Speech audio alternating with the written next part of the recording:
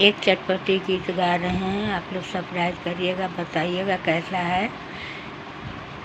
बले मुँह हमर टिकावा देलन हेरावाई है, बले मुँह हमर टिकावा देलन हेरावाई।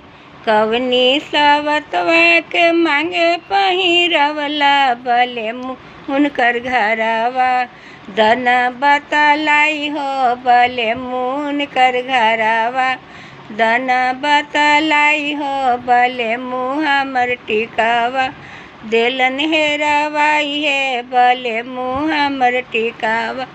टीका के बदल धनी झुमका पहिरइबो, धनी हमर बतिया लाना छिपाई है, धनी हमर बतिया लेना छिपाई।